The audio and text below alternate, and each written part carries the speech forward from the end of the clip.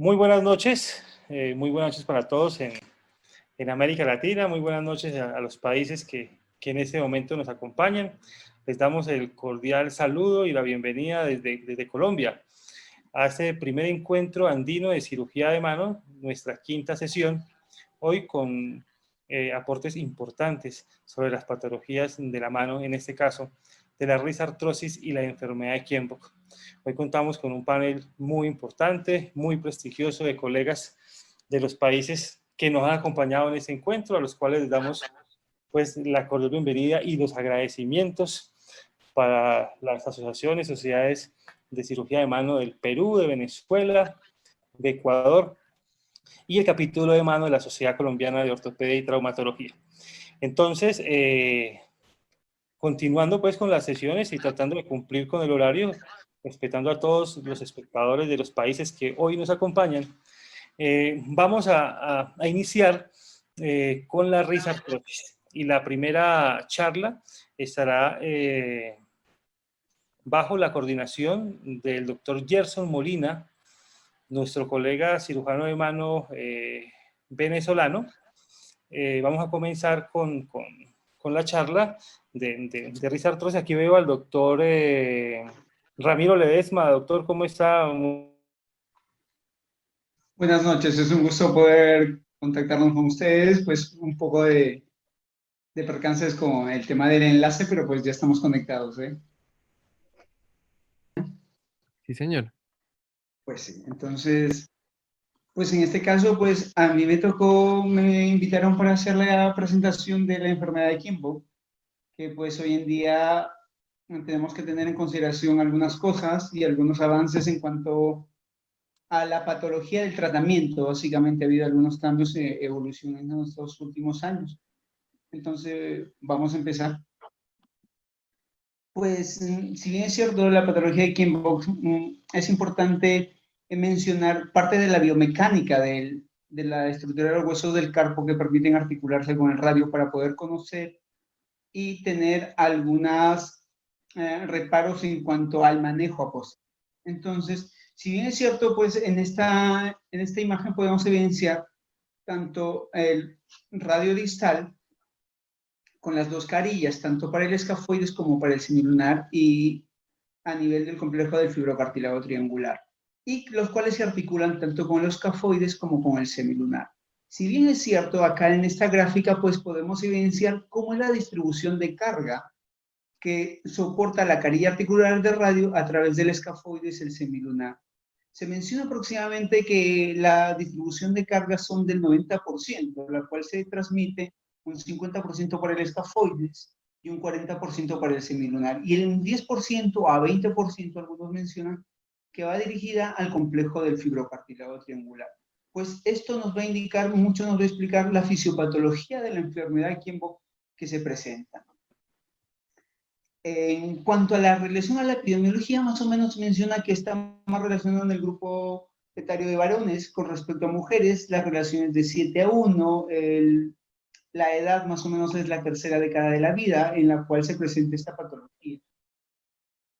Entonces, en base a la fisiopatología hay teorías, la teoría traumática y la teoría no traumática.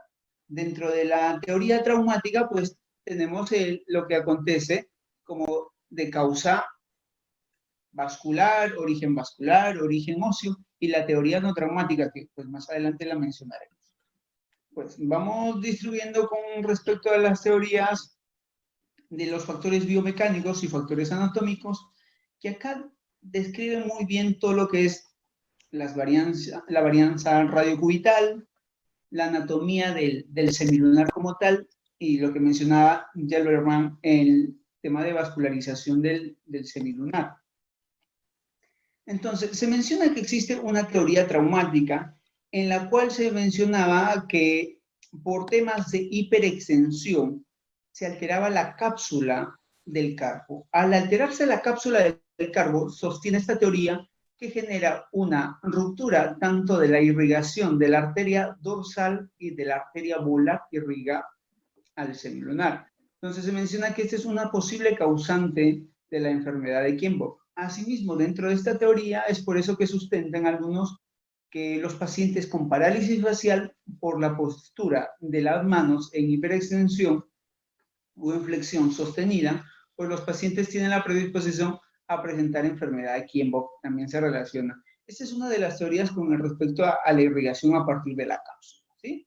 Entonces, si bien es cierto, acá Gillenormand, más o menos en 1980, realiza un estudio cadavérico en el cual hace inyectado con látex en piezas cadavéricas, lo cual evidencia la vascularización del hueso semilunar. Al explicar la vascularización del hueso semilunar, él determina que había patrones. Un patrón en Y, un patrón en X y un patrón en Y. De estos tres patrones, el que con mayor frecuencia se presentó en el estudio en 35 piezas cadavéricas se evidenció que era el 59%. Y mencionaba que la distribución arterial más o menos era 2 arterias dorsales con una arteria ventral, una arteria dorsal y una arteria ventral, y 2 arterias dorsales y 2 arterias ventrales. Esta era la distribución que Gillenormand plantea con respecto a la vascularización del semilunar como tal. Entonces, eso nos mencionaba que más o menos los pacientes que presentan con un semilunar con tipo I de irrigación intraósea, pues tienen más predisposición a presentar una necrosis, ¿no? Una enfermedad de Kienbock como tal. Pues asimismo, más o menos Antuñaza Pico, en una tesis doctoral que él presentó en 1966 en la Universidad de Valladolid, hace manifiesta o referencia con respecto a la estructura anatómica del hueso semilunar. Entonces, él lo clasifica en 3 tipos de hueso semilunar y menciona que cada uno tiene una predisposición en base a la angulación que tiene. Por ejemplo, el tipo 1, que mencionaba que tenía mayor o igual a 135 grados, una de la angulación con relación a la inclinación trabecular. El tipo 2, que era entre 100 a 180 menor 130 grados. Y el tipo 3, que básicamente era un ángulo o un triángulo equilátero. Él menciona que la distribución de cargas en el tipo 3 pues era muy similar a ambos y que no iba a presentar menor o presentaba menor riesgo de la enfermedad de Kienbock con respecto al tipo 1, que es el que más suele presentarse relacionado al tipo o estructura del hueso semilunar. Entonces, acá explicamos con respecto al índice radiocubital. Menciona que un índice radiocubital inferior, un cubito corto o un cubito minus, pues presenta mayor predisposición de una enfermedad de Kienbock. Y acá en esta gráfica podemos hacer referencia cómo la distribución de cargas, al haber una inclinación mayor e impactación a nivel de la garilla del semilunar, podemos ver que la carga radica mayormente en el semilunar, lo cual por ende pues nos indicaría o sustentaría la hipótesis que plantearon de que es factible que pueda presentar una predisposición a la necrosis del semilunar. A raíz de esto, se realizan algunos estudios. Entonces, uno de los estudios fue de Hudler en 1928 y que luego haber realizado un estudio por Chen y Nakamura, más o menos Nakamura, plantean ellos que el cúbito minus o cúbito corto, pues, no era el factor causante, era predisponente para causar enfermedad de Kienbock. ¿Eso qué quiere decir? O podemos concluir que el tener un cúbito minus, pues, no me va necesariamente generar una enfermedad de Kienbock. Me va a predisponer, sí, pero no me va a generar la enfermedad de Kienbock como se planteaba anteriormente, ¿sí? Asimismo, esto es importante que lo tengamos en cuenta y puse esta imagen que es de Capanggi, de la biomecánica, que es importante cuando nosotros realicemos una radiografía PET. Es importante porque muchas de las veces realizamos alguna radiografía o le mandamos al tecnólogo de rayos X, pues que nos pueda realizar una radiografía y en el cual no tienen algunos reparos para tomar una buena imagen, una buena incidencia. Entonces, si yo tengo una incidencia en supinación de la radiografía, pues con respecto al cúbito, el radio va a variar con respecto al cúbito. Se menciona que el radio puede sobrepasar entre 1.5 hasta 2 milímetros. Y si es en pronación, el radio sí se hace más corto que el cúbito. Por ende, el cúbito puede sobrepasar 2 milímetros. Entonces, esta diapositiva pues debemos tenerla en cuenta, ya que para algunas incidencias o algunos controles radiográficos lo podamos tener en cuenta. Acá otra de las explicaciones, que es la que ha tenido un poco de mayor asidero en base a la sustentación de las teorías, que es el ángulo de inclinación radial. Entonces, ¿qué se menciona? Que a un mayor ángulo de inclinación del radio, pues la carilla del semilunar va a soportar mayor carga. Porque si evidenciamos en esta imagen, pues la inclinación radial es mayor, lo cual va a recaer toda la distribución de cargas a nivel del hueso semilunar, lo que sí nos predispondría a una enfermedad de Kienbock. Y se menciona que un ángulo de inclinación radial mayor con respecto al cúbito se evidencia que el cúbito es un cúbito corto o cúbito minus que deben tener. Entonces, ¿qué es importante? ¿Cómo yo hago mi medición de la inclinación? Más o menos la inclinación debe ser en unos 23 grados, con un rango promedio entre 13 grados a 30 grados aproximadamente, en una incidencia AP. Y esto es lo que menciona otra de las teorías, el ángulo de la fosa del semilunar.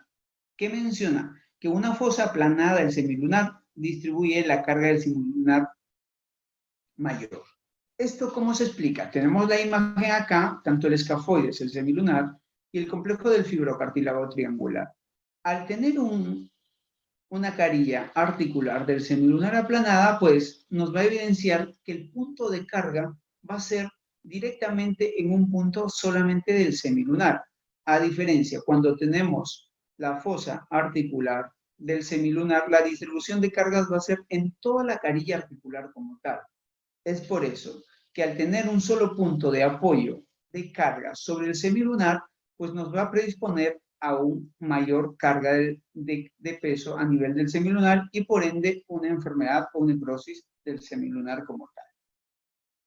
Y esto lo mencionaba acá en uno de los artículos Matsushita. Mencionaba que en 1992 este artículo lo publicó en el cual mencionaba que si el ángulo de la fosa lunar es igual o mayor a 12 grados, se puede prevenir el progreso del semilunar al colapso. Por ende, debemos tener en cuenta que el mínimo ángulo que debe tener la fosa del semilunar debe ser de 12 grados. Menor de 12 grados me predispone a una enfermedad de Kienbock como tal. Asimismo, este es uno de los índices que mencionan el índice de traslación medial. ¿Sí? Este índice, ¿a qué hace referencia? Se menciona que al dividir en segmentos el semilunar, en 5 segmentos, pues se menciona que yo puedo tolerar hasta 1/5 de los segmentos que pueda pegarse a la línea medial o pegarse al cúbito. Mayor de 1/5 del semilunar me va a predisponer a una enfermedad de Kienbock como tal. ¿Sí? Entonces, en base a estas teorías que se plantearon, debemos tener en cuenta algunas características en base a la patología o cómo me llega el paciente a la consulta. Cuando un paciente agenda cita, pues lo debemos importante es examinar al paciente físicamente, indicar que generalmente esto se presenta en la mano dominante, en la extremidad dominante, preguntar al paciente que va a referir el dolor en la muñeca de larga evolución, aumento de volumen en la región dorsal, limitación del rango articular y generalmente es unilateral. ¿Y cómo yo voy a evaluar? Voy a evidenciar un aumento de volumen, la sensibilidad a la palpación, la limitación de la flexoextensión, se menciona. Y algo muy importante que debemos resaltar, que es la disminución de la fuerza de la presión, que debemos tener eso siempre. Esta pequeña evaluación pues me va a hacer sospechar o suponer que yo me estoy enfrentando a una patología del carpo como tal. Y en base a ello, pues yo ya voy a empezar a solicitar algunos apoyos diagnósticos y lo cual me puede llegar a confirmar mi diagnóstico en base a la sospecha. ¿Qué pruebas de apoyo al diagnóstico yo tengo como para diagnosticar una enfermedad Kienbock? Pues lo inicial es una radiografía. Luego puedo proceder con la tomografía y luego la resonancia magnética. Y en una radiografía, pues en etapas iniciales, yo no voy a poder evidenciar un daño estructural del semilunar como tal. En una tomografía sí puedo determinar y en una resonancia es más sensible y específica para determinarme algún daño estructural del semilunar. Es por eso que se menciona que ante una sospecha clínica, al haber realizado yo una radiografía y pues el paciente no poder evidenciarlo, surge la discrepancia entre tomar una tomografía o una resonancia.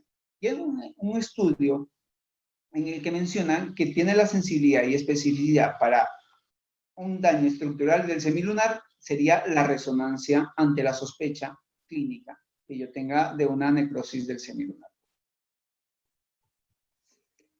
Y surge la clasificación del Leishman, el cual se basó en una clasificación inicialmente de uno de los pioneros que lo clasificó también en 4 grados. Lo que el Leishman ya lo dividió el tercer grado en A y B.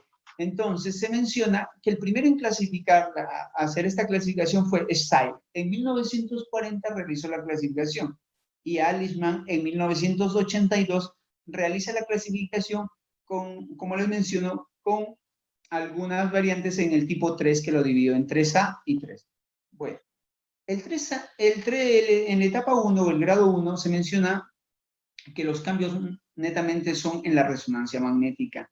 ¿Y cómo debo manejar yo un grado 1? Se menciona que es la inmovilización y los aires. Lo que sí debemos tener en cuenta en base a las teorías explicadas anteriormente, dependiendo ya sea el ángulo de inclinación, ya sea el cubito corto, ya sea el ángulo, la fosa del semilunar, la traslación del semilunar, en base a eso yo debo plantear mi manejo. No va a ser igual que yo ante la sospecha de una inclinación radial mayor de 35 grados de inclinación radial, que yo tenga una patología en etapa 1 de Kienbock, pues yo no le voy a realizar una inmovilización, ni mucho menos le voy a hacer otro aparatoso, salvo que le tenga que realizar, yo plantearía corregir, hacer una osteotomía en cuña del radio para corregir dicha ambulación. Entonces hay que tener en cuenta ello para poder hacer un buen manejo. Si es una etapa 2, que es ya una esclerosis del semilunar, lo que se suele plantear, se menciona osteotomías, descomprensión del núcleo radial o una revascularización. En la etapa 3A y 3B, ¿dónde se determinan las etapas 3A y 3B? Básicamente se determina que en la etapa 3B se menciona que hay una rotación fija del escafoide. Y en la etapa 3A no hay rotación del escafoide. Leishman en su artículo, en 1982, en lo que él no lo plantea como rotación de los escafoides o rotación fija del escafoides, sino lo plantea como inestabilidad del carpo como tal. Entonces, se menciona, si hay una inestabilidad, se menciona que yo voy a evidenciar el signo del anillo en la etapa 3B, porque ya el escafoides está rotado y está fijo. ¿Sí? Entonces mencionan, Goldfarb menciona justo en esta etapa que para yo determinar esta inestabilidad sería importante sacar el ángulo del radio escafoideo, que debe ser el valor normal entre los 45 grados, con un rango de límites más o menos entre 30 a 60 grados. Entonces, en esta etapa, pues yo ya evidencio que hay una rotación, empieza a haber el colapso, pues se puede plantear una carpectomía de primera fila o una fusión STT, ¿sí? Muy bien. Entonces, acá mencionamos el ángulo radioescafoideo que les mencionaba, que fue por Goldfarb, que él planteaba que debe ser de 45 grados para evidenciar de una inestabilidad del carpo. Y en la etapa 4, menciona que ya la articulación intercarpiana está degenerada, hay una artrosis y por ende pues toca hacer, dependiendo la articulación de la segunda fila del carpo, pues puedo plantear una carpectomía de la primera fila o una artrodesis de la muñeca. Incluso se están usando hasta prótesis del carpo, ¿no? Y acá los diferentes tratamientos en base a lo que yo pueda realizar. Tenemos una fijación temporal de escafo trapezoidal, una osteotomía radial en cuña, como les mencionaba, dependiendo del ángulo de inclinación del radio, injerto de hueso vascularizado, que hoy día nuevamente se ha vuelto a retomar todo lo que son injertos vascularizados. Se menciona con respecto a los injertos de hueso vascularizado, se debe hacer tan solo hasta el tercer grado A del Leishman. A partir del tercer B, pues estos injertos vascularizados y hay un colapso de la fila del carpo, pues ya no tendrían validez para poder usar y revascularizar un escafoide. La descompresión del núcleo del radiodistal, que se puede usar entre la primera hasta la 3A, la fusión parciales de la muñeca, las carpectomías de la primera fila proximal, ya cuando estamos entre un tercer grado B, artrosis de muñeca o artroplastías total de la muñeca que se están usando hoy en día. Y acá tenemos una imagen de los injertos vascularizados, que se suele usar de una de las arterias de la intermembrana, la interósea dorsal, se suele usar con un fragmento de la carilla dorsal del radio, pues, y se hace un injerto vascularizado previa cruentiación del semilunar. Bueno, con respecto a ello es lo que les puedo informar con respecto a la enfermedad de Kienbock. No sé si hay alguna duda, pues alguna pregunta que podamos discutirla. Con el programa de esta noche vamos a iniciar el bloque de risartrosis, para lo cual tenemos al doctor Gerson Molina, del vecino país de Venezuela, quien nos va a hablar sobre la risartrosis, sus generalidades, hasta dónde la manejamos médicamente esta enfermedad. Doctor Molina, bienvenido, un abrazo fraterno desde Colombia, lo mismo que al doctor Ledesma.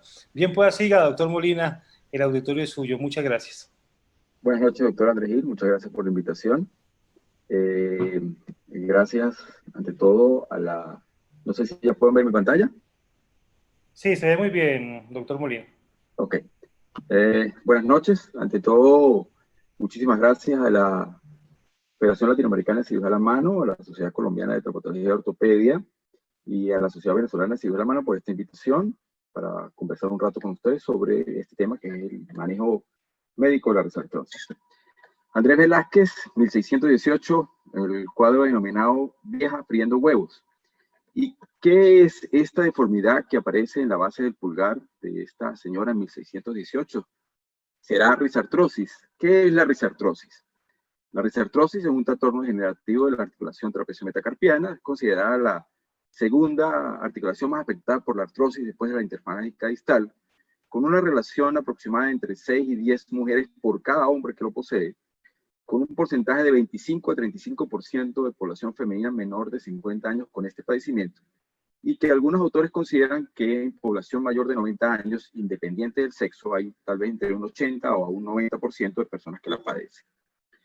El origen de esta enfermedad es idiopático, como primario, que es desconocido, y secundario a traumatismo del trapecio, secundario a traumatismos y fracturas de la base del primer metacarpiano, como la de Rolando, como la fractura de Bennett, a hiperlaxitud por alteración hormonal en las mujeres premenopáusicas o posmenopáusicas, y por supuesto la actividad repetitiva sobre carga manual es una de las causas importantes. Recordemos que la articulación trapecio-metacarpiana es una articulación bicóncava convexa o en silla de montar que permite movimientos perpendiculares con rotación sobre su propio eje. Los movimientos de aducción y abducción se hacen a través del primer metacarpiano, los movimientos de flexión-torsión a través del trapecio. En la oponencia es necesario hacer una rotación sobre el eje longitudinal y axial del primer metacarpiano.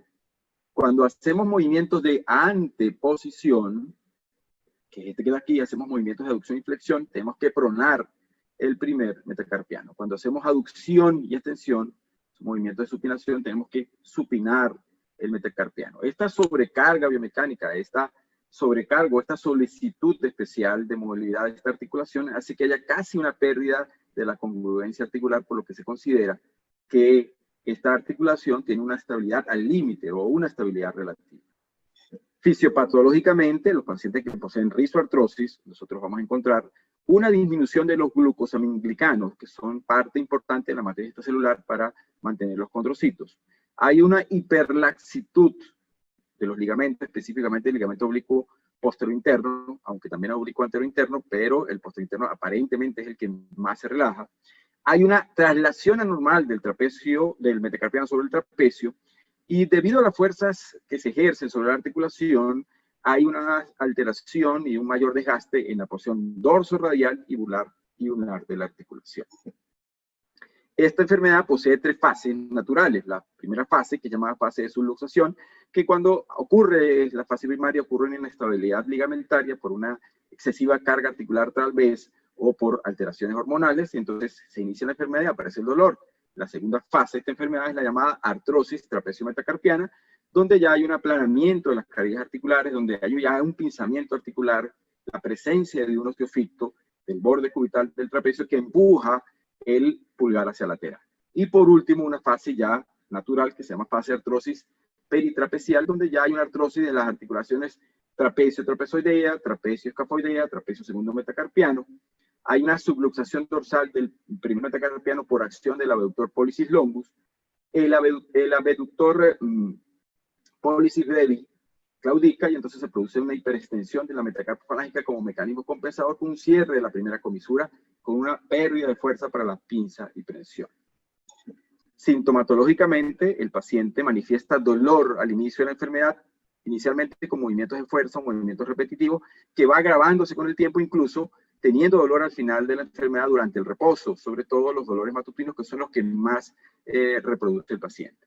En la eminencia tenar encontramos dolor al tacto, algunas veces inducido por la enfermedad, algunas veces por la tendinitis del flexor carpis radialis propio de la inserción de este tendón cerca del trapecio. Ya en la fase avanzada podemos encontrar atrofia en la región tenar. Como ya lo dijimos, hay una subluxación dorsal del primer metacarpiano con una contractura en aducción por la claudicación del abductor pollicis brevis, con una hiperextensión de la interfalángica distal que lleva a una articulación rígida y deformada, apareciendo el famoso signo del hombro, porque se parece mucho pues, al relieve que hace el hombro y el deltoides. ¿Okay? Hay una pérdida de fuerza de pinza, tanto lateroterminal como término-terminal por el dolor. Ahí es importante recordar que por cada kilo de fuerza que se hace en la pinza término-terminal sobre la punta del dedo se transmiten 13 kilos aproximadamente sobre el articular trapecio metacarpiano. ¿Cuáles son los signos que nosotros buscamos? A las maniobras exploradoras, las más conocidas, está la maniobra de el Green Test, que es una compresión y rotación que produce dolor. Este test ya aparece cuando hay una enfermedad degenerativa instaurada. En los periodos iniciales podemos utilizar el famoso Crank Test, que es compresión con flexotensión pasiva de la metacarpofalágica que produce dolor. Esto se ve cuando hay sinovitis y hay capsulitis. El diagnóstico, después de los signos y síntomas, lo podemos hacer a través de la radiología. La radiografía oblicuo AP en 30 grados, la radiografía lateral, que nos permite ver la congruencia entre el trapecio y el metacarpiano.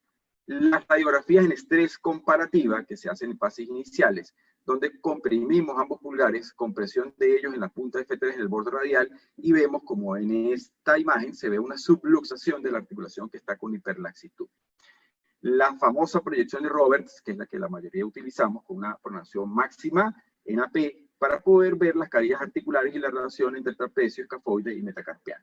Existen otras proyecciones, como la proyección de Betz o Gueda, que es menos dolorosa, porque la proyección de Robert puede ser dolorosa en pacientes con artrosis en fase avanzada, donde se hace una desviación cubital de la muñeca con una pequeña flexión, con un rayo que entra perpendicular, permitiendo ver la articulación. Nuevas proyecciones, como esta proyección peritrapecial, que fue descrita con el uso de este implemento que fue realizado o impreso en 3D y que permite más o menos ver esta figura que podemos ver aquí al final de la pantalla en el borde derecho, que permite ver todas las carillas articulares y disminuye la posible discapacidad interobservacional de varios diagnosticadores.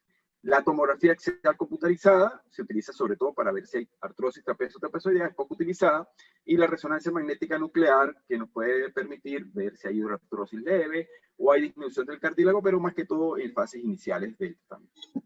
Una vez que tenemos los signos y los síntomas, pues vamos al diagnóstico. El diagnóstico sigue haciéndose a través de la radiografía y se sigue manejando la clasificación de ITOR y LITER, que fue ya realizada hace más de 40 años, en los años 70, pero sigue teniendo vigencia. En los estadios iniciales, el estadio 1, solamente se ve radiológicamente un pequeño aumento del espacio articular por la hidroartrosis. En el estadio 2 ya hay una laxitud que hace que haya una verdadera disminución del espacio articular, con una subluxación menor a una tercera parte, con osteofitos menores a C3, ya hay una disminución verdadera del espacio articular con esclerosis, una subluxación mayor de una tercera parte ya hay osteofitos mayores de 2 milímetros, pero aparentemente no deberíamos haber todavía cambios pantrapeciales. Y en el estadio 4, pues ya vemos todo lo anterior, una subluxación mayor de una tercera parte, osteofitos mayores de 2 milímetros, una verdadera pérdida del contorno y la aparición de alteraciones en las articulaciones circunvecinas o circundantes del trapecio. ¿Cuáles son los objetivos del tratamiento conservador? El tratamiento conservador busca eliminar los factores agravantes, reducir la rigidez, el dolor y la inflamación. Para preservar el rango articular y la fuerza, debe reducirse el estrés articular y combinar todo esto para mejorar la función de la mano. ¿De qué nos valemos para hacer esto? Primero, la primera arma es la educación funcional o protección articular. Este término fue acuñado por Corday en 1965 y él dice que lo importante es reducir el estrés articular. ¿Cómo se reduce el estrés articular? Vamos a cambiar de hábito, vamos a modificar las actividades, vamos a hacer un uso alternante de manos para mejorar la fuerza de pinza y presión, como por ejemplo usar objetos redondos de gran tamaño, menos pequeños. Tratar de aplicar al paciente que sea ambidiestro para no usar solo una mano y el uso alternante de la mano en funciones diarias y especiales. El uso de la férula u órtesis es otro de los tratamientos conservadores que podemos aplicar. Esta férula u órtesis elimina el dolor, elimina la inflamación, reduce la subluxación trapecio metacarpiana. Una férula para rizoartrosis debe tener una flexión dorsal de 15 a 20 grados de la muñeca, debe inmovilizar la articulación trapecio metacarpiana, debe colocar el pulgar en abducción y oposición, y las férulas de uso nocturno, como la que vemos en la imagen, inmoviliza la metacarpofalángica, pero deja la interfalángica distal libre. En las del día a día deberíamos dejar la metacarpofalángica y la interfalángica libre. Este trabajo publicado por Seward en el año 99, utilizar una férula hecha a la medida, 3 semanas de inmovilización rígida, 3 semanas de inmovilización discontinua y encontrar mejoría del dolor y la función. En el año 2009, Burton publica este trabajo de 12 meses de uso nocturno de férula con una mejoría de la función. Y en el año 2010, Gómez Carreira publicó en Rehabilitación Médica 45 días continuos del uso de férula con una escala visual análoga que mejoró de 8 a 3.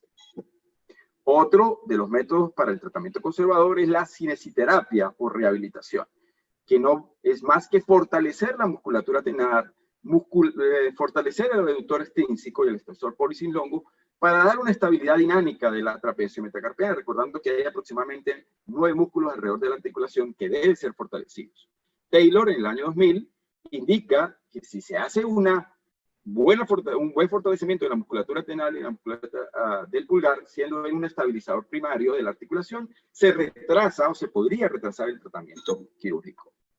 Este metaanálisis y revisión publicada en el 2015, donde los trabajos incluyen al paciente en programas de protección articular, en programas isométricos e isotónicos, ejercicios propioceptivos, que van a mejorar el dolor, la función a corto y a mediano plazo. Este artículo muy interesante, publicado en el Physical Therapy del 2019, ellos hacen un trabajo prospectivo con 701 pacientes, utilizando una férula hecha a medida, con 2 sesiones semanales de fisiatría de 25 cada una, más ejercicio en casa. Ellos lograron reducir la posibilidad de cirugía en el 15% de los pacientes, aproximadamente a 2.2 años después del inicio del tratamiento fisiátrico y de inmovilización. La medicina o la medicación analgésica antiinflamatoria es otra de nuestras armas para el tratamiento conservador. Debe ser usada en periodos cortos, sobre todo en periodos de sinovitis. Se le podría indicar al paciente tome su medicamento el día que usted considere que tiene más actividad. El uso de los corticosteroides ha dado buenos resultados, pero todos sabemos que tienen efectos secundarios que deben ser manejados con mucho cuidado. En el año 1987, Dokken publicó un trabajo en la Hand Clinic con el uso de AINES en periodo corto de tiempo, aproximadamente una semana, y mejorías a largo plazo. En el año 2004, en el Arthroscopy, publican este trabajo del uso de corticosteroides por vía oral por 9 días continuos, con dosis máxima de 20 miligramos, llegando a tener efectos duraderos hasta de 90 días. La otra arma de manejo conservador es las infiltraciones intraarticulares. Son de fácil realización, son de bajo costo, son tolerables y han sido probadas eficazmente.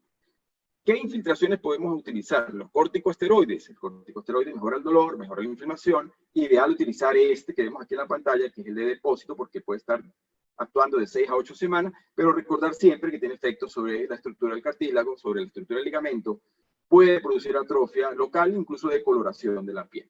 El ácido hialurónico es un componente importante del líquido sinovial y puede ayudarnos a viscosuplementar, disminuyendo el dolor y la rigidez, por lo menos durante 6 meses. Este trabajo publicado en la revista española de 2016, con la utilización de triamcinolona durante un tiempo en 14 pacientes, ellos lograron que de esos 14 pacientes, 10 mejoraron su escala visual análoga de 8 a 2, y de esos 10, al 6º mes, solo 2 necesitaron una segunda infiltración, o sea que 8 se mantuvieron con una escala visual análoga baja sin necesidad de una segunda infiltración. Quiere decir que es una técnica poco agresiva, de bajo costo, sobre todo que mejora el dolor y permite un reintegro laboral pronto. El ácido hialurónico, como ya lo mencioné, actúa porque como procede glucosaminoglicanos, mejora la matriz cartilaginosa y por tanto lubrica y absorbe el shock de la articulación. Este trabajo, publicado por la Universidad de Siena, en Italia, en el año 2017, ellos utilizaron ácido hialurónico combinado, alto y bajo peso molecular, y luego enfrentaron a pacientes a quienes les inyectaron triamcinolona, encontrando que los pacientes que les fue colocado el ácido hialurónico mejoró el dolor, mejoró la componente mental y físico del paciente y mejoró los síntomas matutinos más tiempo que aquellos que usaron el ácido hialurónico. Este trabajo publicado es un trabajo publicado en Francia sobre el uso del ácido hialurónico junto con el manitol. ¿Por qué el manitol? Porque el manitol retrasa la absorción del ácido hialurónico. Ellos utilizaron en un trabajo prospectivo con 122 pacientes ácido hialurónico más manitol y encontraron que en escala de evaluación propia del paciente subjetiva, el 69% de ellos encontraron el tratamiento como efectivo. El logro más importante, según estos autores, es que el 78% de los pacientes redujo en aproximadamente entre un 50 y 70% el consumo de los AINES, que con una sola dosis de la combinación lograron mejoría hasta más de 90 días.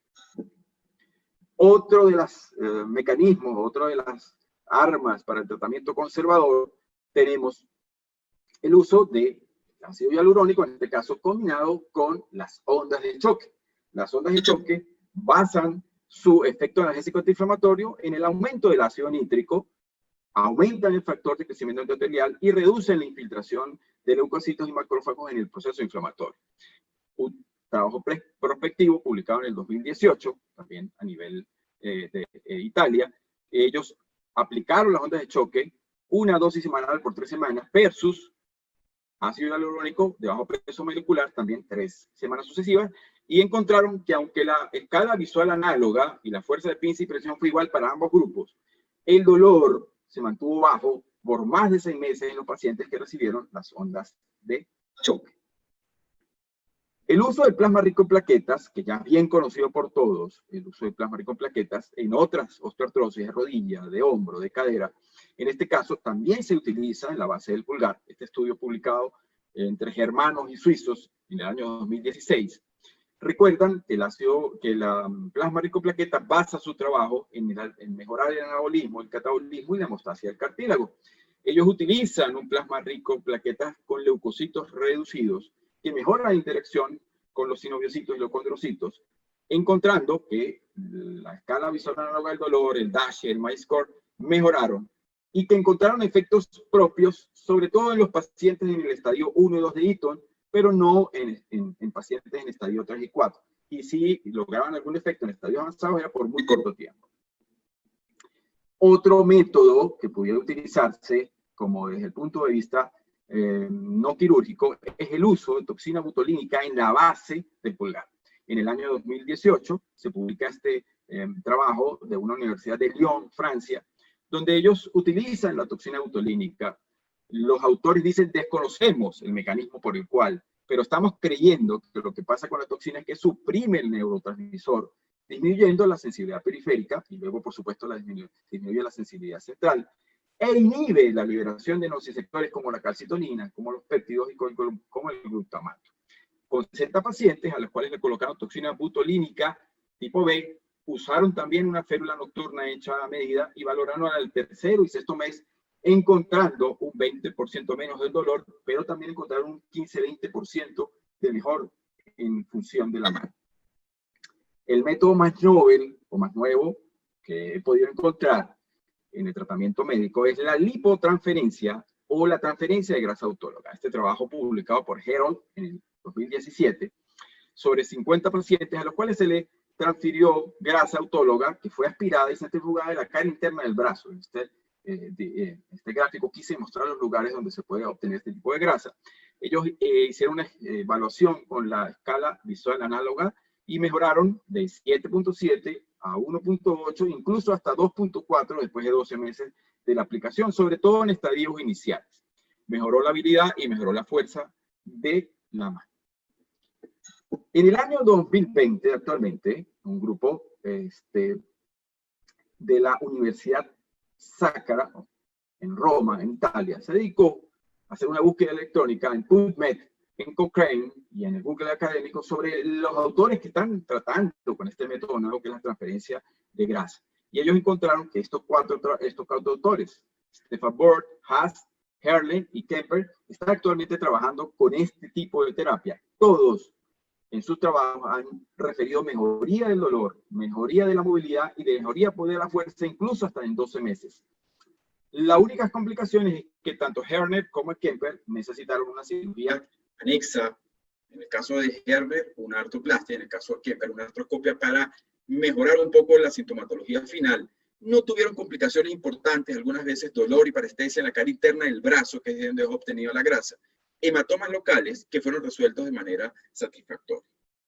Para finalizar, quisiera recordar 5 puntos importantes. Primero, que la risartrosis es una enfermedad degenerativa, que es causante de enfermedades rígidas en el pulgar. La segunda artrosis más frecuente de la mano, que hay ciertos factores de riesgo como el sexo, la edad, el trauma, la enfermedad inflamatoria, que los estudios radiológicos nos pueden permitir ver el pinzamiento, la presencia de ostofitos, y que el Green Test ha demostrado tener de 80 a 93% de especificidad, por lo tanto es un buen test para diagnosticar la enfermedad. Es importante siempre descartar otras patologías. Doctor Gerson, muchas gracias por tan buena charla. Un saludo desde Colombia y vamos a darle paso a nuestro expositor local. Vamos a recibir al doctor Andrés Gil, quien nos habla del tema risartrosis. ¿Es la trapeciectomía la solución? Doctor Andrés Gil, el escenario es suyo. Bienvenido y buenas noches de nuevo. Doctor Freddy, muy buenas noches, muchas gracias. Freddy, un saludo muy especial. Pedir el favor al doctor Gerson que deje de compartir su pantalla, por favor.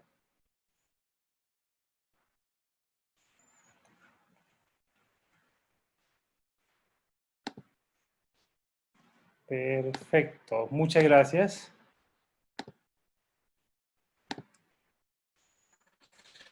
Muy bien, muy buenas noches para todos ustedes. Vamos a dar continuidad al tema del día de hoy sobre la trapeciectomía, en este caso, si es o no la solución en el manejo de la risartrosis. Entonces, desde Colombia un saludo muy especial desde la bella ciudad de Manizales a todos ustedes en Latinoamérica.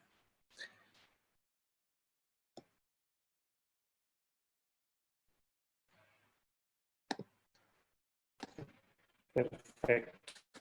Entonces, los objetivos de la charla es definir si la trapeciectomía es realmente útil en el manejo de los estadios severos de la risartrosis.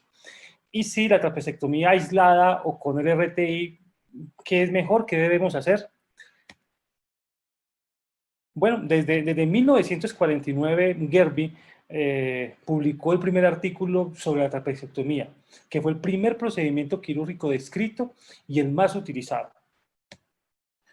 Ya en nuestros tiempos pues tenemos claramente las indicaciones de la trapeciectomía, que son una artrosis avanzada, un dolor intratable, fracaso en el manejo médico previo, que puede hacerse la trapeciectomía sola o con procedimientos asociados, pero ya universalmente está demostrado que es útil para el alivio del dolor y la mejoría de la fuerza en los pacientes con risartrosis. Pero entonces, ¿cómo hacerla correctamente?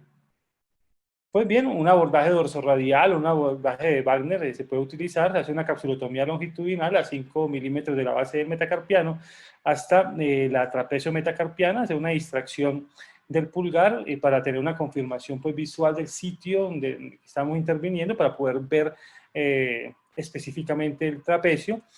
De ahí se hace una división del trapecio en 2 o 3 fragmentos, puede ser con un osteótomo, para luego retirarlo con gubia. Verificar el espacio, puede ser de forma digital o simplemente visual para detectar algunos fragmentos restantes, sobre todo palmares, y poderlo resecar. Luego, posteriormente, se hace el cierre y la inmovilización, que idealmente debe hacerse en la reducción y oposición. No hay muchos artículos que comparen los abordajes. Encontré este, en donde hace un estudio aleatorizado con 41 pacientes y concluyen que el abordaje volar da una mejor función posterior, una mejor cicatrización y una mayor satisfacción de los pacientes. En mi caso, eso es lo que hago yo, pues hago un abordaje de Wagner, puedo hacer la osteotomía, ahí tengo el osteótomo para fragmentarlo en 2 o 3 fragmentos y luego sacarlo con gubia, o lo que hago últimamente es utilizar de forma que corto toda la pieza del trapecio y con el bisturí pues seco los tejidos blandos circundantes bien pegados al trapecio para poder hacer una trapecectomía pues más rápida y limpia. Es una opción que también tenemos. Posteriormente, ya en 1969, empezaron a verse otros tipos de procedimientos, se adicionaron entonces interposición y fijaciones con pines para la restartrosis. Ya ellos se dieron cuenta que esto generaba un cambio en la biomecánica del pulgar y pensaron que eso podía afectar la fuerza de pinza y de agarre. Entonces dijeron, bueno, al perder el soporte ligamentario de la base del pulgar, se va a dar una subsidencia y debemos que hacer algo contra eso. No obstante, hoy por hoy tenemos claro, con múltiples artículos, que la subsidencia o el colapso pues, proximal del metacarpiano no está relacionado con dolor. Posteriormente empezó a hablarse de la trapecectomía con más distracción, que simplemente es hacer la trapecectomía, dejar un pin y buscar que se forme un hematoma en el sitio donde estaba el trapecio.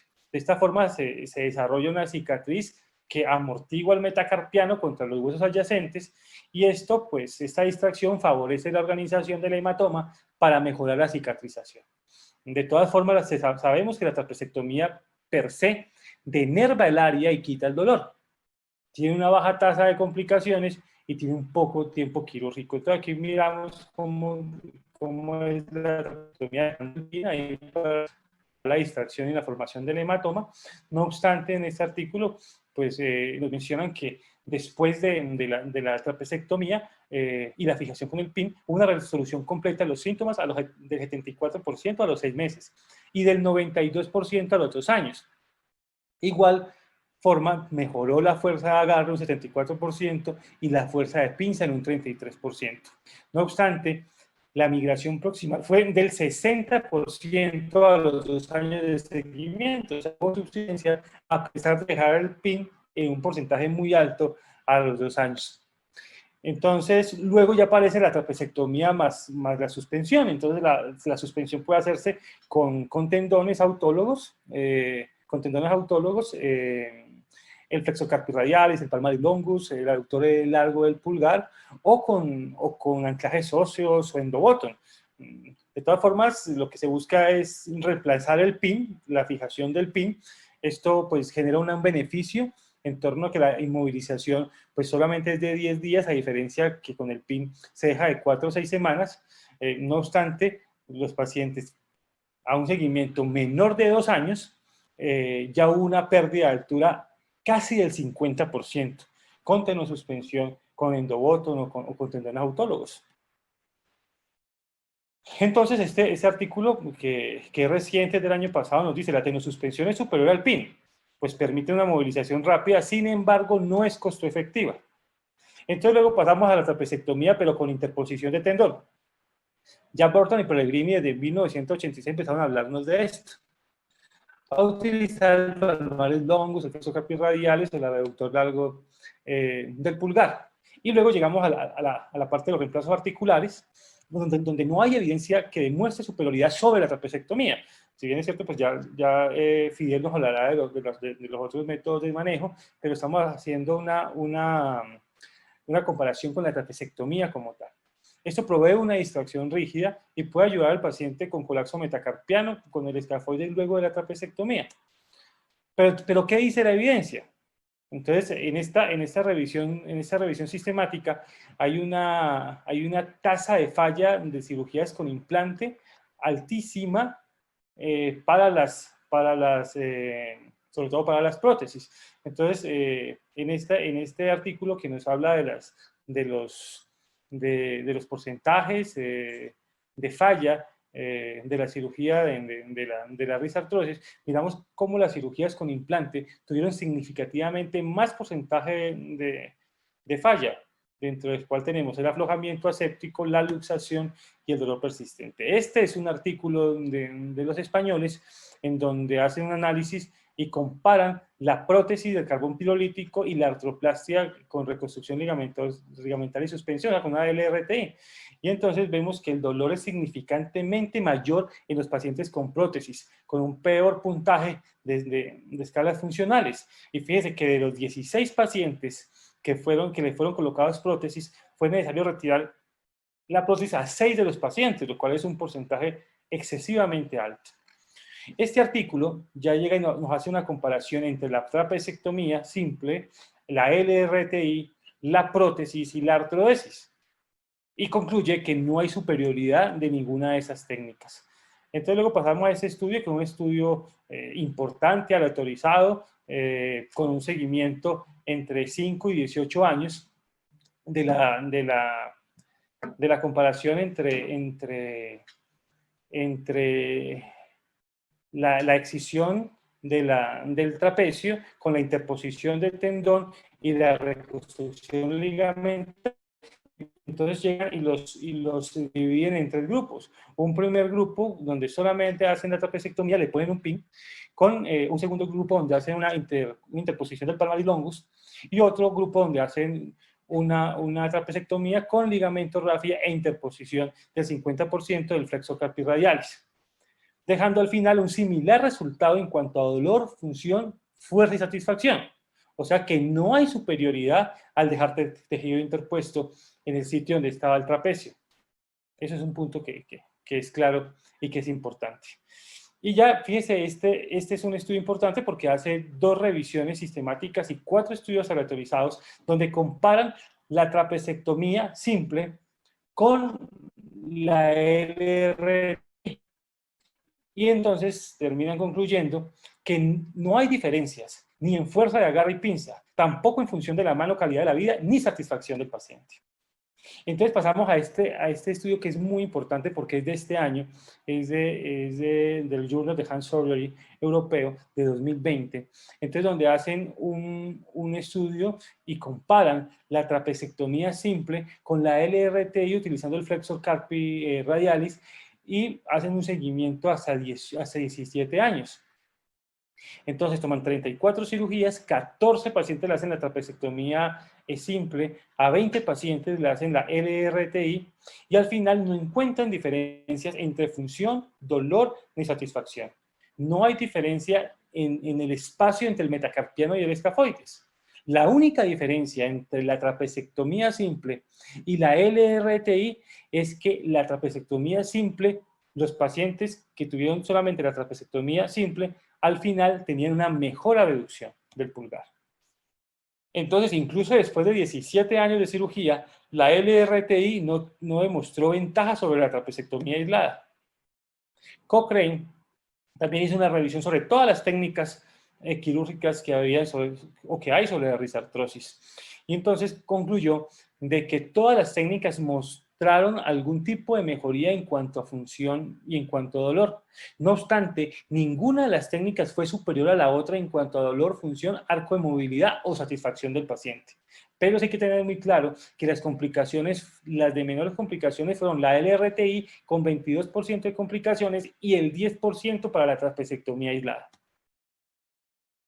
Este artículo también reciente habla sobre el incremento de complicaciones de la trapecectomía con reconstrucción ligamentaria y con interposición tendinosa comparada con la trapecectomía simple. Y podemos ver que los pacientes que se le hizo trapecectomía simple tenían un porcentaje de complicaciones muchísimo menor a los cuales se le realizó una trapecectomía con fijación con pin o con reconstrucción ligamentaria o con la elaboración de estas hamacas en la base del pulgar.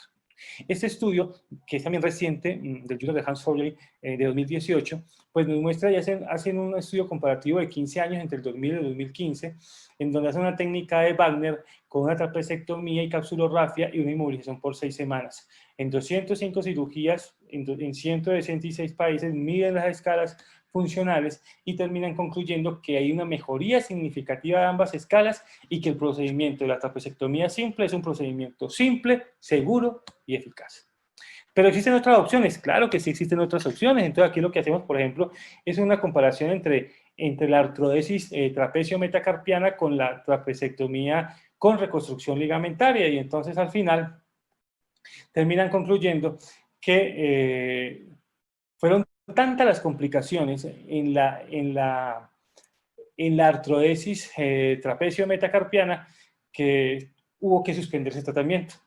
Fueron 12 meses, después no había diferencia en las escalas análogas, pero las complicaciones, en las escalas funcionales, perdón, pero las complicaciones fueron altísimas, del 71% para la artrodesis trapecio-metacarpiana, mientras que para la trapecectomía con reconstrucción ligamentaria era solo el 29%, solo entre comillas, porque el 29% ya es un porcentaje muy alto de complicación. Estos otros autores retomaron a los 5 años ese mismo estudio y se dieron cuenta que ya había más pacientes con complicaciones secundarias a la artrodesis. Entonces, y también llegó a una conclusión que el dolor y la función continuaron mejorando después de 1 año en los pacientes en que se les realizó el RTI, mientras que los pacientes que se les realizó la artrodesis hubo mejoría hasta el primer año, de ahí en adelante no hubo mejoría. Entonces,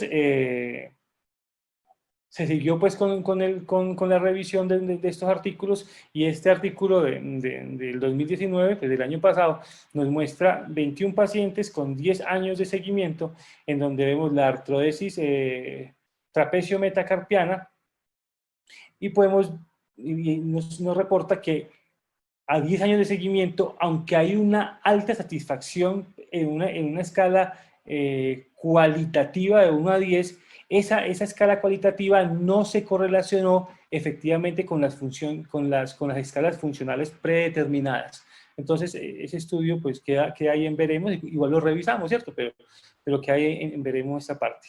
Esta es una comparación de la artrodesis con la artroplastia.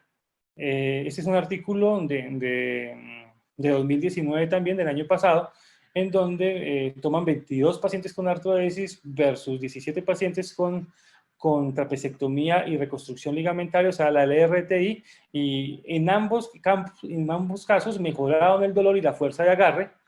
La artrodesis tenía una mayor fuerza de la pinza, pero la LRTI presentó una mejoría global. Entonces, si la trapecectomía aislada tiene buenos resultados, ¿es la más utilizada? Pues fíjese que no. Mire que en este estudio, aunque se hizo en el 2010, se hizo una encuesta a los cirujanos estadounidenses, y con resultados que son interesantes.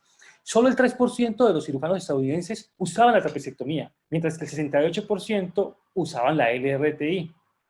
Fíjense que el 70% no cambiaron su conducta en los últimos 5 años, a pesar de que los estudios demuestran claramente que la trapecectomía simple pues es un arma muy importante para el manejo de la risartrosis. Y solo el 14% de los que hacen LRTI creen que es un procedimiento suficientemente importante y con la evidencia superior a la trapecectomía simple para ser realizada.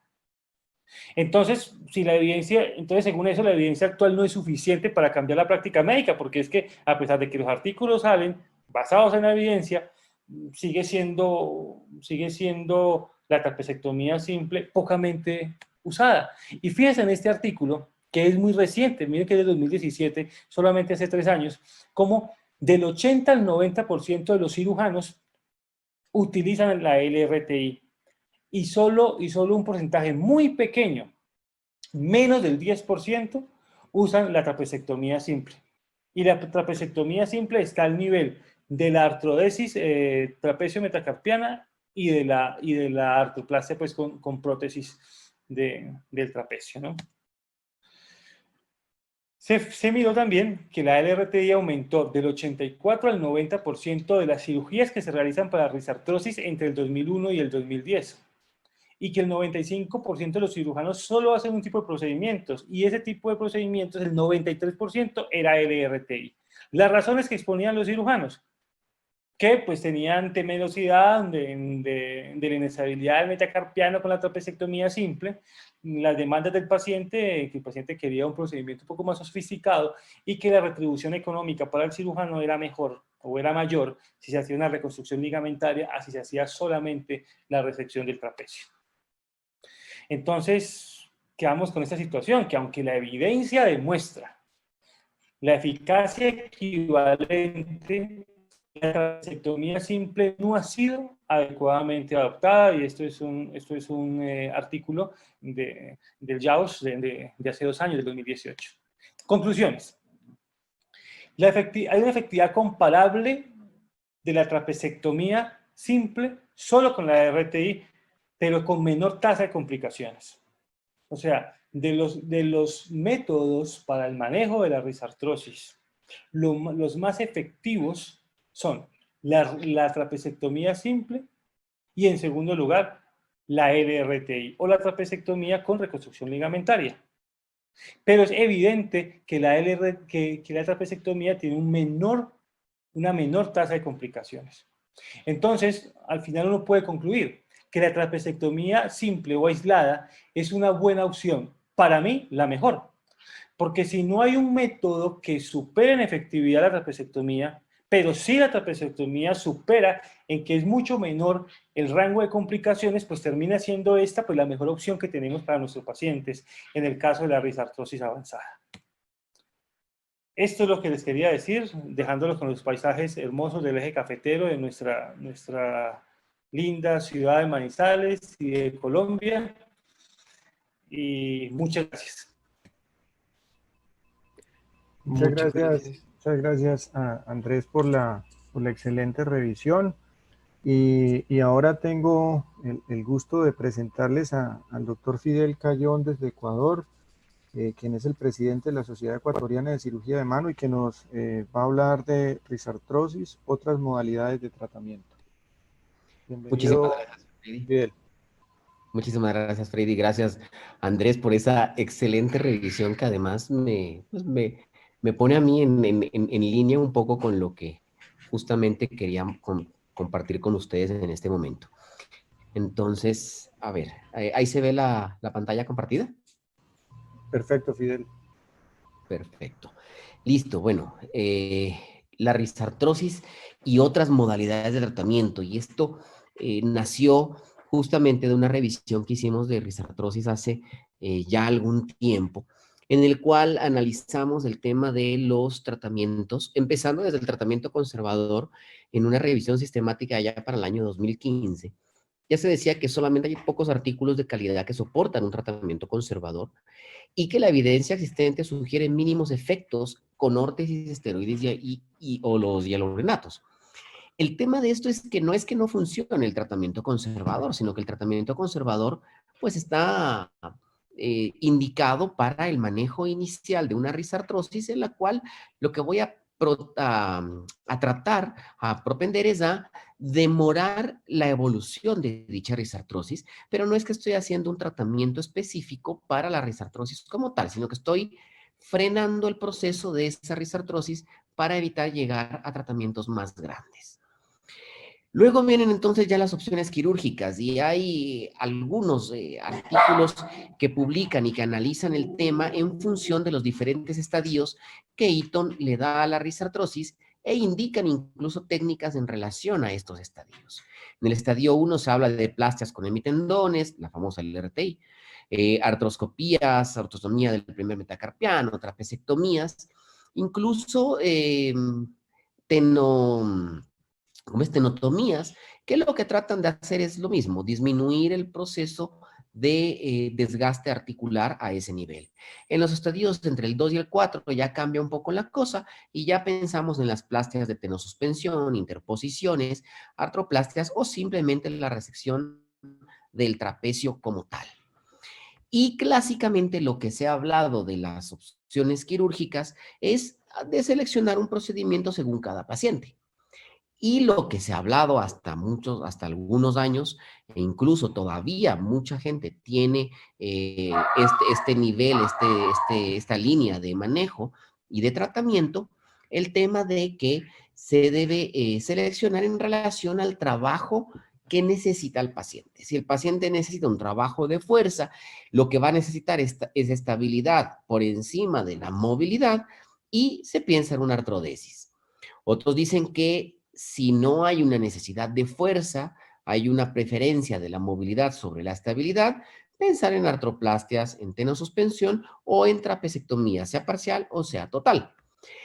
Pero ¿qué pasa con los pacientes que necesitan tanto lo uno como lo otro? Bueno, ahí se desarrolló el tema del reemplazo articular, el pensar en las prótesis, de las cuales ha habido muchos tipos. Prótesis en las cuales solamente colocamos un elemento de interposición, se ha intentado con elementos blandos, se ha intentado con prótesis de pirocarbono, pero realmente todas han tenido sus pros y sus contras. Sin embargo, la pregunta es, ¿quién no quiere mantener las dos cosas? O sea, yo quiero mantener fuerza y quiero mantener movilidad, no es que quiero perder ninguna de las dos.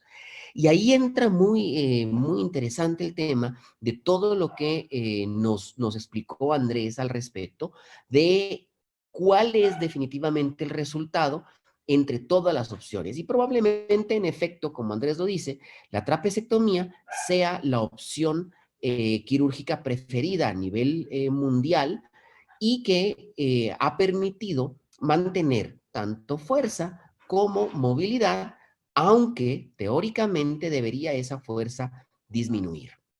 Entonces, ahí comienza el tema de la evolución, y de la evolución no me refiero a las opciones quirúrgicas específicamente para esta articulación, sino me refiero a la evolución que ha habido a nivel de tratamientos en todos los tipos de artrosis que tenemos en el cuerpo, en el organismo, que básicamente, pues como todos sabemos, ese desgaste articular va a terminar o con la eliminación de la articulación o con el cambio por un, entre comillas, repuesto que nos va a servir para mantener las funciones.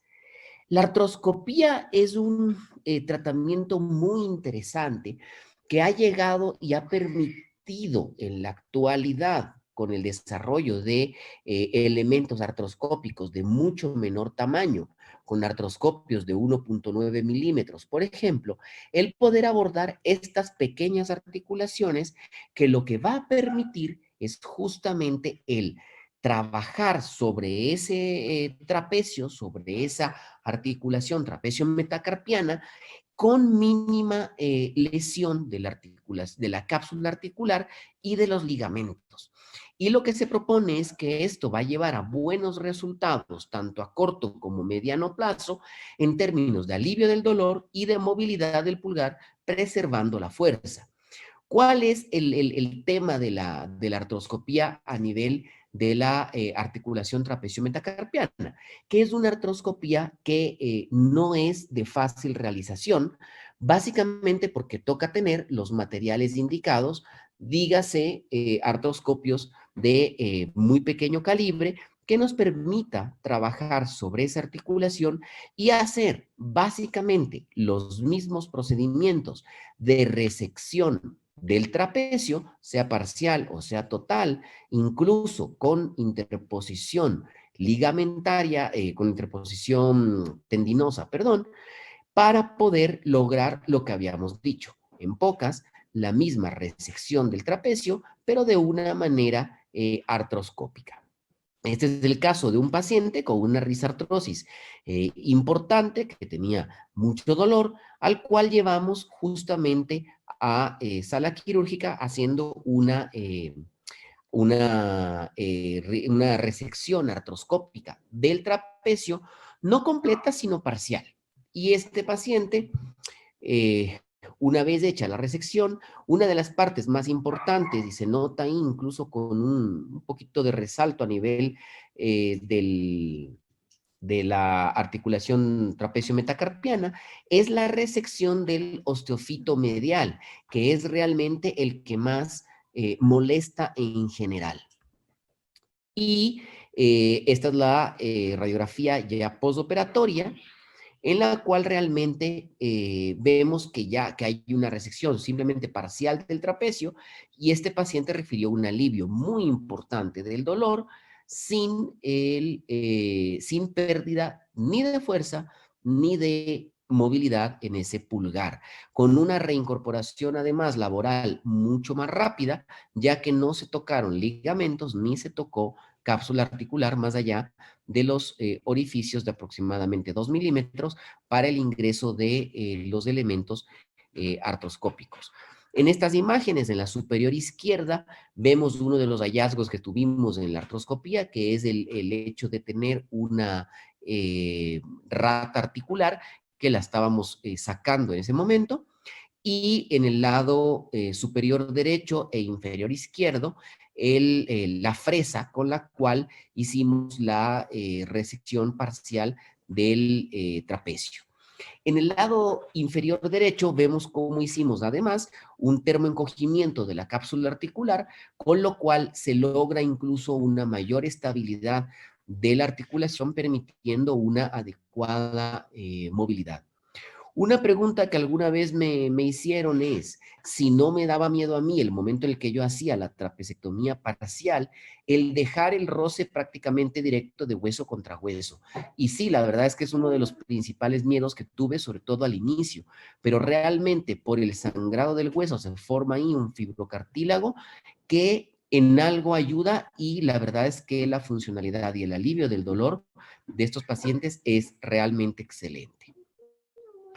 Y la otra opción que nos queda es el tema del reemplazo articular, que si bien ha logrado adecuado alivio del dolor, mejora la movilidad del pulgar, básicamente porque el alivio del dolor permite que tenga una movilidad sin dolor como tal, y la fuerza de la pinza incluso se dice que mejora. La fuerza de la pinza se supone, se postula que la mejoría se da básicamente por el alivio del dolor en el momento en el que hago pinza, y puede llegar a ser recomendada tanto en pacientes ancianos o jóvenes, que lo importante es que tienen que ser bien informados de que deben reducir la demanda articular. ¿Por qué? Porque la prótesis tiene el riesgo de poder soltarse, de poder aflojarse, y tenemos una prótesis que ahí sí va a generar incluso probablemente mayor molestia. La ventaja, y a mí una de las razones por las cuales la prótesis realmente me gusta, sobre todo para pacientes que necesitan mucha movilidad, realmente le encuentro dos ventajas. La primera es la eliminación de la deformidad en Z, que realmente con la prótesis pues no se ha presentado. Y la segunda es que si en algún momento esa prótesis termina aflojándose, pues simple y sencillamente es cuestión de entrar, retirar la prótesis, y queda hecha un espacio articular como una trapecectomía. Entonces esa es una ventaja, puede ser cambiado el procedimiento. Esta es una paciente que tuvimos hace algunos años ya, con una risartrosis importante, como pueden ver ahí, catalogada como una grado 3 o 4, que presentaba mucho dolor al hacer sus labores. Esta paciente es médico de profesión, es una médico familiar, y tenía mucho dolor en la base de su mano, del pulgar de su mano derecha. Esta es la incisión que utilizamos para la prótesis. Este procedimiento en ese momento lo hacíamos todavía con un bloqueo de toda la extremidad o con anestesia general.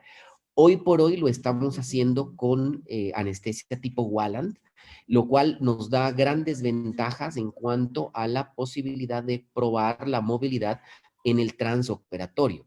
Lo mismo que la resección total del trapecio. Actualmente la hacemos con técnica Walland, Y la ventaja de, de esta técnica es que a mí me permite el colocar mi dedo dentro del espacio articular y le pido al paciente que mueva el pulgar. Si yo siento que la presión que mi dedo recibe es demasiado grande, entonces hago una tenosuspensión. Si no, simple y sencillamente, pues no la hago. Más para evitar la retracción del pulgar que pensando en que aquello va a darme algún tipo de mejoría como tal, porque como lo decía ya Andrés, pues definitivamente el resultado a largo plazo es realmente el mismo o mejor, pero con menores complicaciones. Esta es la superficie articular que resecamos y esta es la prótesis ya colocada. Como ven ustedes, es como una cadera en pequeñito y funciona bastante bien. Estas son las radiografías. Uno de los problemas de esta prótesis es, pienso yo, que el tamaño de estas prótesis está diseñado para manos un poco grandes y nuestras manos en América Latina y en la región andina pues no son de ese tamaño. Pero la verdad es que las prótesis más pequeñas pues no quedan mal en los huesos de nuestros pacientes. Y esta es la movilidad que logró nuestra paciente 6 meses después de haber tenido su cirugía. Entonces, como pueden ver, tiene una movilidad no dolorosa y realmente mantiene la fuerza como tal de esa articulación.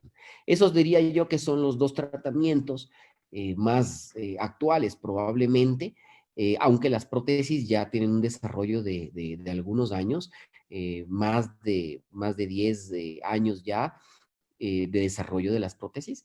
Entonces, realmente por ese lado, pues no es que sea lo más actual, pero a nuestro medio, pues pienso que realmente no las hemos utilizado ampliamente. Hoy por hoy creo que el mayor desarrollo es el desarrollo de hacer estas cirugías bajo anestesia local con una anestesia tipo Walland o de hacerlas, de ser posible, de manera artroscópica para evitar el daño capsular y ligamentario, que realmente pienso que sí le da un soporte adecuado a esa articulación y permite una mejor función. Eso ya lo veremos con los estudios a futuro, porque eso sí es algo que está aún en proceso de estudio. Eso es todo, muchísimas gracias. Los dejo con una foto un poquito fría del glaciar del volcán Cotopaxi. Muchísimas gracias. Muchas gracias, Fidel, por tan precisa ilustración. Y vamos a dar paso entonces a las preguntas. El público puede hacer las preguntas a través del chat y poder generar una discusión interesante con todos los panelistas. Les invito a todos los panelistas que se conecten y podamos abrir el debate.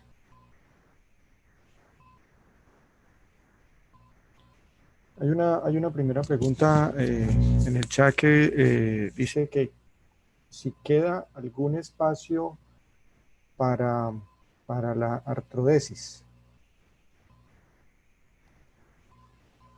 Aquí dice que para la artrodesis, ¿y cuál sería su indicación?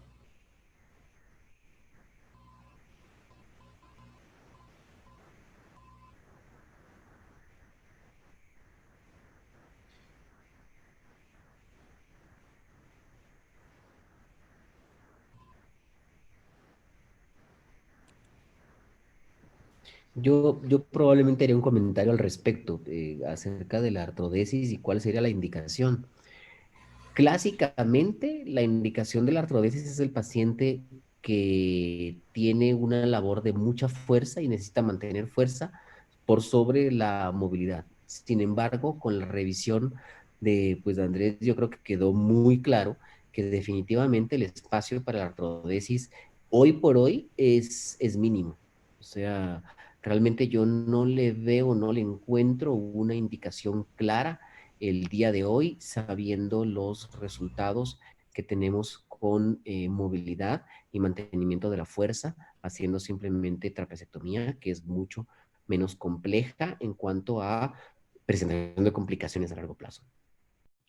Sí, estoy de acuerdo con la revisión pues, que se hizo. Es evidente que el porcentaje complicaciones, sobre todo de dolor residual y de no unión, sobre todo de no unión, en los pacientes en que se realiza la artrodesis trapeziometacarpiana es muy alto y no habría como tal una indicación hoy por hoy que esté por encima de la trapecectomía en cuanto a la artrodesis trapeziometacarpiana. Estamos hablando de la artrodesis trapeziometacarpiana porque otra cosa es la artrodesis metacarpofalágica, que eso sería otro tema según pues una deformidad residual, ¿no? Pues, ilógico. Yo tuve la oportunidad en parte de mi formación en Brasil, conocer a un doctor que solo hacía artrodesis y él pues decía que le iba muy bien, pero sobre todo en pacientes jóvenes que necesitaban fuerza. Para igual que el doctor Cayón, yo creo que hoy viendo los resultados de la trapecectomía, yo pienso que es una buena opción. Y una pregunta que quería hacerle al doctor Fidel Cayón sobre la artroscopia de la base del pulgar. Cuando uno hace artroscopia de base del pulgar y hace unas trapecectomías parciales, y yo también las he hecho y da miedo dejar hueso contra hueso. A veces hay un poquito de dolor y molestia. Sobre todo, por ejemplo, nosotros no tenemos en Venezuela, lamentablemente, la opción del botón de hacer una suspensión. ¿Qué tal el resultado? ¿Cómo lo ha visto hasta ahora usted? ¿La recomendaría solo la trapecectomía parcial artroscópica? Recuerdo que alguna vez con Alejandro Badía en el Miami Health Center, en ese entonces estaba también Igor Indriago, ellos nos enseñaron a colocar un pin de distracción para hacer una especie de artrorisis, a veces por 4 o 6 semanas, con la idea de formar un coágulo allí que hiciera como una especie de suspensión, porque aquel artelón nunca funcionó. Entonces, no sé cómo va la experiencia del doctor con la artroscopia hoy con respecto a esto, trapecectomías parciales, y qué tal el dolor, que creo que es una de las causas, y también el acortamiento, ¿no? Que es uno de los miedos que tenemos. El principal miedo realmente que yo tengo ahí es el acortamiento, porque realmente dolor residual por el roce de hueso contra hueso, la verdad es que no lo he tenido. Siempre me enfoco bien en la resección del osteofito medial, justamente por recomendación de Alejandro Badía. Él me dijo, enfócate en el osteofito medial porque realmente eso es la parte principal. Pero no he tenido problemas como tal en cuanto a ese dolor como tal. Ahora, lo que estoy yo intentando ahora y todavía no lo he hecho es hacer una resección, y si yo veo que hay demasiada retracción, mi idea es colocar por ahí una banda del abductor pollicis longus para insertarla con un anclaje de manera artroscópica en la base del segundo meta, haciendo el efecto justamente del endobottom de suspensión. Realmente no lo he hecho, no he tenido que hacerlo. Las últimas que hemos hecho, solamente hemos hecho la resección y nos ha ido bastante bien. Por suerte no es algo además que estemos haciendo todos los días, porque no tenemos este nivel de casos de risartrosis, pero sí, no nos ha ido mal hasta ahora con la resección artroscópica. Incluso intentamos hacer una resección artroscópica total del trapecio. Realmente muy difícil el comerse todo el trapecio con el burr, con la fresa. Realmente muy difícil, pero se puede hacer, está descrito y es totalmente válido. Hay una pregunta nueva aquí en el chat de parte de Manuel Torres, y dice que qué complicaciones puede tener la trapecectomía simple. Bueno, pues las complicaciones, o sea, el porcentaje de complicaciones pues obviamente es un porcentaje menor, pero puede haber complicaciones de infección, de deformidad, pero en términos generales, el porcentaje de complicaciones para la trapecectomía es muy limitado. Por eso es que Por eso es que la indicación es tan alta, precisamente por el porcentaje que hay de complicaciones. Otras complicaciones operatorias, como hay que dejar se deja de 4 a 6 semanas una férula de yeso, pues puede haber una irritación en el sitio de la cirugía precisamente por el yeso, pero no hay mayores complicaciones, o yo no he visto complicaciones mayores con la trapecectomía, pues adecuadamente realizada, obviamente, ¿no? De todas formas, pues en un caso determinado, cuando usted va a hacer una trapecectomía simple y de pronto no tiene la técnica muy clara, el momento en que usted va a resecar el trapecio y no lo hace de una buena forma, puede tener una lesión tendinosa. No solamente del flexor carpi radialis, sino del flexor pollicis longus. Y yo he visto en algunos casos, cuando he hecho trapecectomías, que en ocasiones el flexor carpi radialis está completamente adherido a un fragmento del trapecio, y si uno no tiene la suficiente técnica o delicadeza para poder resecar adecuadamente el trapecio, se puede dañar tranquilamente el flexor carpi radialis, incluso el flexor pollicis longus. Inicialmente, cuando yo leía esas complicaciones con el flexor pollicis longus, me parecía que quedaba muy lejos, pero no. Hace poco tuve un paciente en donde el flexor pollicis longus estaba también completamente adherido al borde del trapecio. Entonces más o menos eso. No sé, Fidel, ¿qué ha sucedido? ¿Qué otras complicaciones ha tenido con la trapecectomía? O el doctor Molina. Perdón, se me fue el internet. En Venezuela pasa esto. Bueno, yo realmente no he tenido complicaciones con la trapecectomía ni con la tenosuspensión. Creo que es una buena técnica. Me gusta mucho la artroscopia. Me encantaría poder tener pacientes en estadios 1 y 2 para poder hacer artroscopia, que me parece que es la indicación más formal. El tratamiento médico, pues creo que sigue siendo una gran arma, pero no hago tantas trapecectomías como quisiera. A veces la gente se resiste un poco a ese tipo de cirugía, sobre todo por la idiosincrasia propia de nuestro pueblo. Pero las que he podido realizar, creo que no he tenido ninguna complicación. Me parece bien interesante ahora la utilización de la técnica Wallan para la trapecectomía y no la he usado personalmente, pero estaba leyendo y me parece fabuloso. La verdad es que sí, o sea, con Wallan a mí me ha dado muy buenos resultados por esto que les digo. O sea, yo hago la resección del trapecio y de manera inmediata coloco mi dedo índice, que tiene más o menos el tamaño de un trapecio, y le pido al paciente que mueva el dedo pulgar haciendo circunducción. Y siento que tanto me aprieta el dedo. Si yo siento que me aprieta demasiado, le hago tenosuspensión, y si no, no se la hago. Si no, lo dejo libre el trapecio. La verdad es que no he tenido mayor problema. Complicaciones, pues no he tenido mayores complicaciones con trapecectomía realmente. Una paciente con deformidad en Z que le colocamos una férula de reposo para que utilice durante las noches, y con eso mejoró mucho.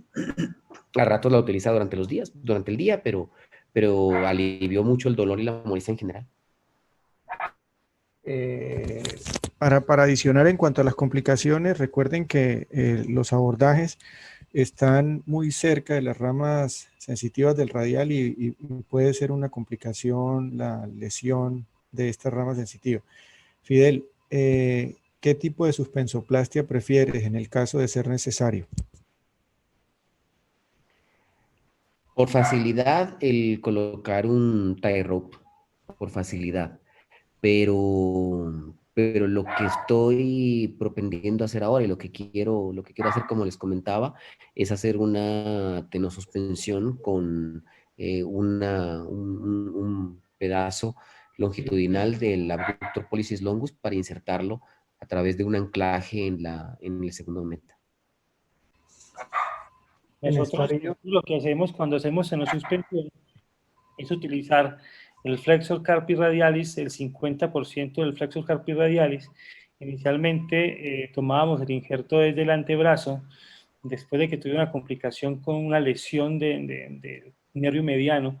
En una ocasión el nervio mediano estaba exactamente por debajo y adherido al flexor carpio radialis, y tuve una iatrogenia con ese nervio mediano. Desde entonces opté por tomar el flexor carpio radialis, la mitad, pero tomarlo desde la misma incisión de Wagner. Entonces, desde la misma mano, tomo el fragmento, el 50% del flexor carpio radialis, se hace la perforación a través de la base del metacarpiano y lo fijo con una técnica que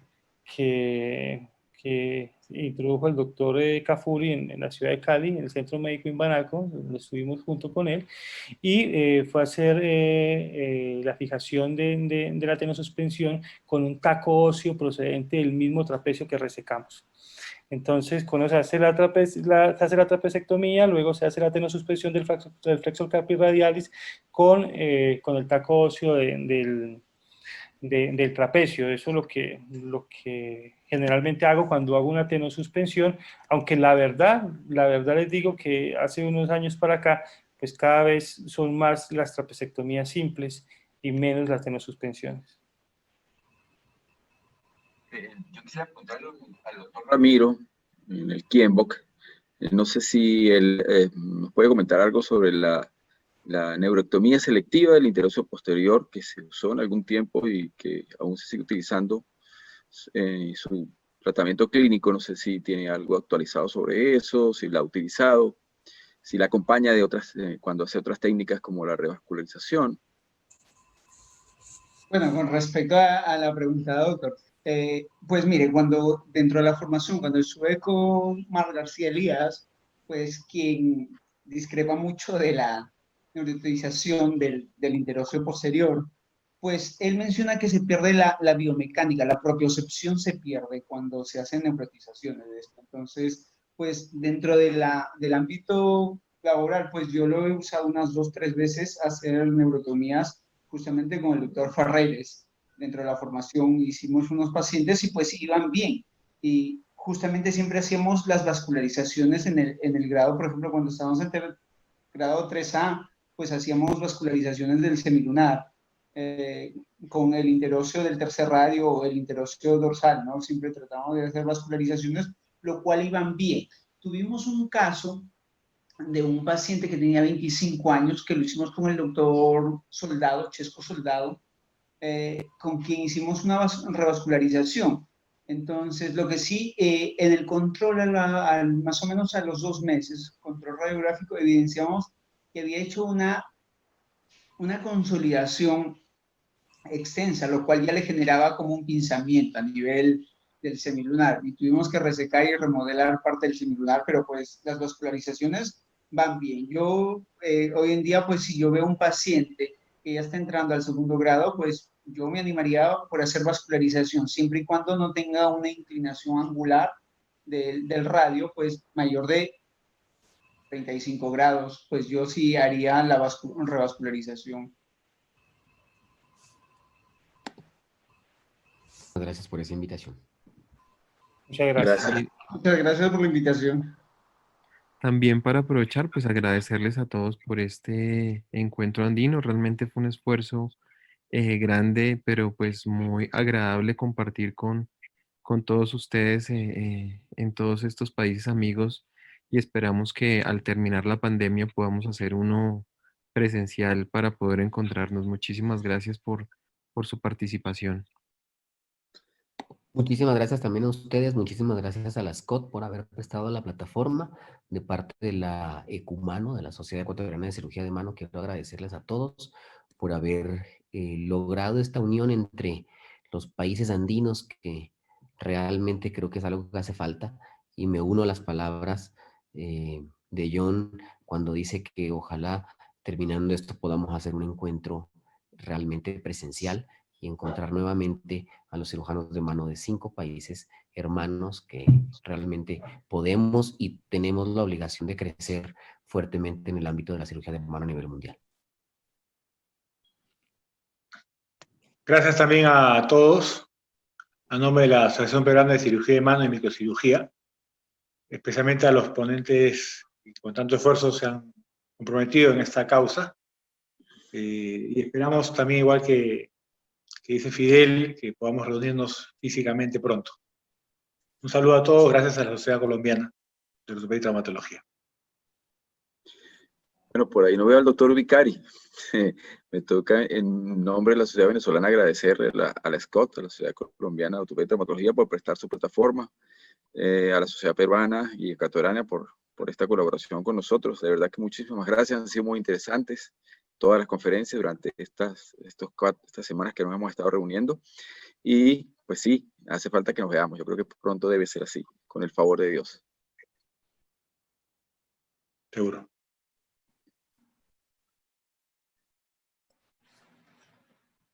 Para todos ustedes, muchísimas gracias. De parte del capítulo de mano de la Sociedad Colombiana de Ortopedia, pues fue muy, muy grato tenerlos acá, este primer encuentro. Ya, ojalá que el segundo sea presencial y nos podamos reencontrar todos. Dios quiera que sí, y que todos gocemos de la salud y las bendiciones. Para el doctor Freddy Angarita y para el doctor John Freddy Castañeda, del capítulo de mano, que han estado también tan al pendiente de todos, un abrazo y un agradecimiento muy grande, y los dejo a ustedes y al doctor Freddy para que cierre este primer congreso andino de cirugía de mano. Bueno, todo lo que empieza termina, y lo que uno puede decir después de terminar es si fue bueno o fue malo. Definitivamente es una experiencia grandiosa. Siempre que haya la oportunidad de poder aprender algo, siempre hay que hacerlo con humildad, porque siempre habrá alguien que te pueda enseñar algo, por muy grande, por muy pequeño que sea.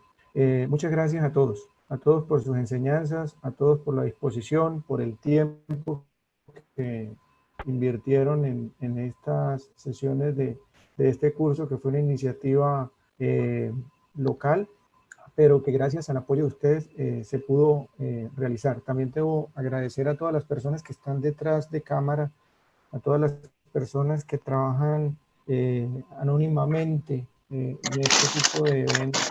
Hablo de quienes nos ayudan con la plataforma, de quienes nos ayudan con los afiches y todo esto para que esto se desarrolle. Así que un agradecimiento global, y los esperamos en el próximo evento en este segundo curso andino, que de seguro va a ser mejor y de seguro va a ser presencial.